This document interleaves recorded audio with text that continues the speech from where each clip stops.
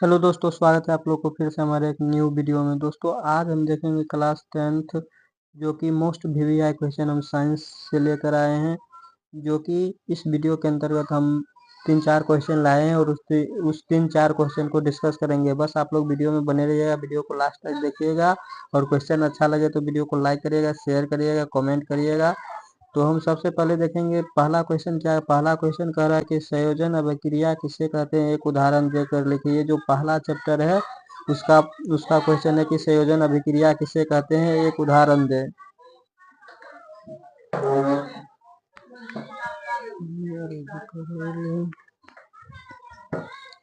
तो देखिए संयोजन अभिक्रिया क्या होता है, एक उदाहरण दे। उदाहरण के साथ अगर इस तरह आपको क्वेश्चन मिल जाएगा कि संयोजन अभिक्रिया किसे कहते हैं, एक उदाहरण दे, तो कैसे इसका उत्तर लिखना है। तो चलिए देखिए, सबसे पहले संयोजन अभिक्रिया क्या होता है। देखिए संयोजन अभिक्रिया क्या होता है, वे अभिक्रिया जिनमें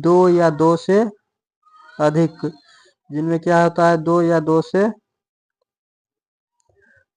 दो से अधिक अभिकारक सहयोग करता है। अभिकारक सहयोग कर कर एक नए उत्पाद का निर्माण करता है, उसे क्या कहते हैं, संयोजन अभिक्रिया करते हैं। यानी कि एक क्या होता है, मानिए कि कोई ए एक पदार्थ है और कोई एक बी पदार्थ है, ये दोनों आपस में रिएक्शन करेगा और ए बी पदार्थ बनाएगा। इसी को क्या कहते हैं, संयोजन अभिक्रिया कहते हैं। बस कॉन्सेप्ट को समझिए और डेफिनेशन को रखिए, मत समझ जाइएगा तो बस खुद ब खुद बना लीजिएगा कि संयोजन का मतलब होता है कि दो पदार्थ जुड़ेगा और एक नए पदार्थ का निर्माण करेगा। दो लोग मिलकर एक नए पदार्थ का निर्माण करेगा, उसी को संयोजन अभिक्रिया कहते हैं। जैसे उदाहरण कह रहा देने के लिए उदाहरण देखिए, Mg मैग्नीशियम प्लस ऑक्सीजन। जब मैग्नीशियम और ऑक्सीजन आपस में रिएक्शन करेगा तो बनाएगा मैग्नीशियम ऑक्साइड बनाएगा। क्या बनाएगा, MgO बनाएगा, मैग्नीशियम ऑक्साइड। आई होप कि आपको संयोजन अभिक्रिया समझ आ गया होगा कि संयोजन अभिक्रिया किसे कहते हैं और इसका उदाहरण किस तरह देंगे। चलिए नेक्स्ट क्वेश्चन पे चलते हैं। नेक्स्ट क्वेश्चन इसी का विपरीत होता है, संयोजन का विपरीत वियोजन अभिक्रिया क्या होता है। वियोजन अभिक्रिया किसे कहते हैं। तो देखिए वियोजन अभिक्रिया क्या होता है, वियोजन अभिक्रिया किसे कहते हैं, एक उदाहरण दे। इसका भी बोल रहा है वियोजन अभिक्रिया क्या है, एक उदाहरण दे। तो वियोजन अभिक्रिया, संयोजन में क्या होता था, दो पदार्थ जुड़ता था, जुड़ने के बाद एक नया पदार्थ का निर्माण करता था, उसे संयोजन करते थे। और वियोजन में क्या होगा, वे रासायनिक अभिक्रिया जिनमें एक यौगिक टूटेगा और टूटकर दो या दो से अधिक नए पदार्थ का निर्माण करेगा, उसे क्या कहते हैं, वियोजन अभिक्रिया। संयोजन में क्या था, संयोजन में था कि दो पदार्थ जुड़ेगा तो एक नया पदार्थ बनेगा। और वियोजन में क्या होता है कि एक पदार्थ, कोई ए बी पदार्थ है, वो टूटकर ए प्लस बी में बनाएगा। यानी कि कोई एक पदार्थ है वो टूटकर दो या दो से अधिक नए पदार्थ का निर्माण करेगा, उसे क्या कहते हैं, वियोजन अभिक्रिया कहते हैं। उदाहरण की बात करिएगा, देखिए उदाहरण क्या है। उदाहरण की बात कर लीजिए, देखिए H2O का मतलब क्या होता है, H2O को कहते हैं जल। क्या कहते हैं, जल।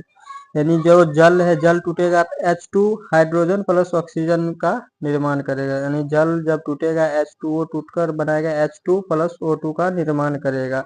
इसी को कहते हैं वियोजन अभिक्रिया। एक प्रकार और देखिए CaCO3 कैल्शियम कार्बोनेट को जब उष्मा देंगे, हम हीट करेंगे, गर्म करेंगे तो वो टूट जाएगा। CaO calcium oxide plus CO2 carbon dioxide में टूट जाएगा।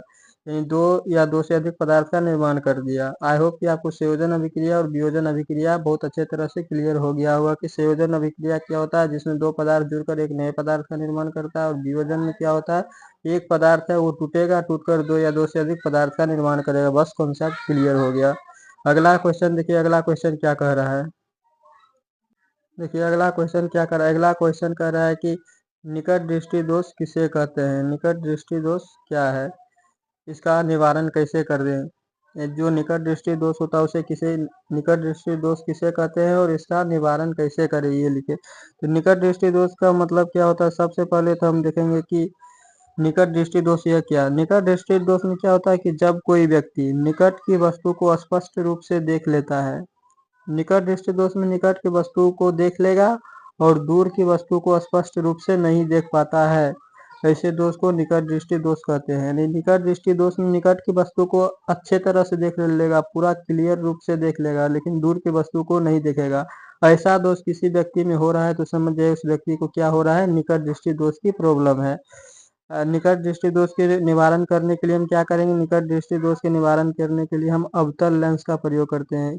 यहाँ से ऑब्जेक्टिव भी आए। ऑब्जेक्टिव भी बनता है कि निकट दृष्टि दोष के निवारण के लिए कौन सा लेंस का प्रयोग किया जाता है, तो अवतल लेंस का प्रयोग किया जाता है। तो कैसे याद रखेंगे, तो देखिए निकट, निकट बड़ा है और अवतल, अवतल बड़ा है, तो इसे निकट बड़ा अवतल बड़ा, यानी ऐसे करके याद रखना है इसको। और अब अगला देखिए,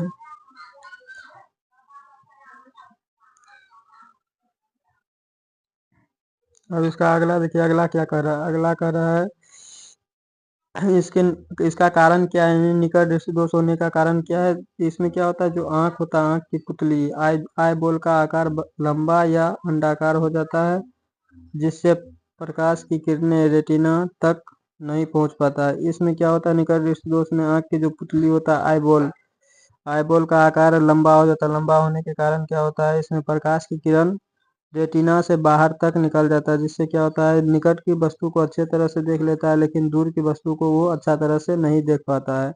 रेटिना से पहले ही यह केंद्रित हो जाता है। आई होप कि आपको ये निकट दृष्टि दोष समझ आ गया होगा। निकट दृष्टि दोष के निवारण के लिए अवतल लेंस का प्रयोग करते हैं। इसमें निकट दृष्टि दोष में क्या होता है, व्यक्ति निकट की वस्तु देख लेता है, लेकिन दूर की वस्तु नहीं देख पाता है। अब अगला क्वेश्चन देखिए क्या कर रहा है, अगला क्वेश्चन क्या कर रहा है, देखिए अगला क्वेश्चन कह रहा है कि अगला क्वेश्चन कह रहा है दूर दृष्टि दोष किसे कहते हैं। दूर दृष्टि दोष किसे कहते हैं, इसके निवारण कैसे किया जाता है। तो दूर दृष्टि दोष में क्या होता है, जब कोई व्यक्ति दूर की वस्तु को साफ साफ देख लेता है, परंतु निकट की वस्तु को नहीं देख पाता है, तो इस दोष को दूर दृष्टि दोष कहते हैं।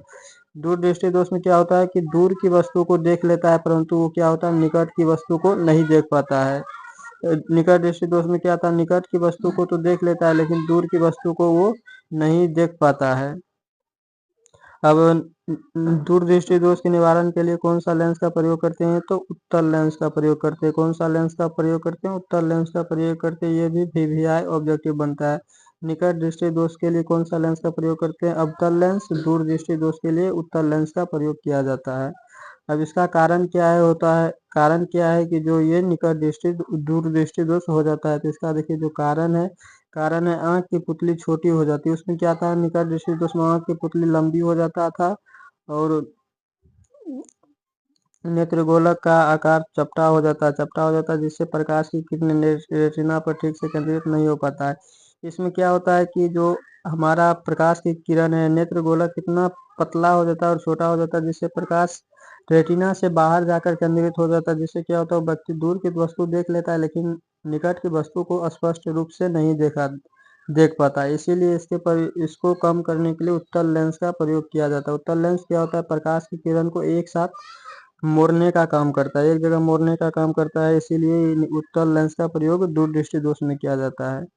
हम क्या क्या आज की वीडियो में देखे, सबसे पहले देखे थे हम कि संयोजन अभिक्रिया क्या होता है। संयोजन अभिक्रिया क्या होता है, जिसमें दो पदार्थ जुड़ेगा, एक नया बनाएगा। और वियोजन अभिक्रिया में क्या था, एक पदार्थ टूटेगा, दो या दो से अधिक पदार्थ का निर्माण करेगा, वियोजन अभिक्रिया।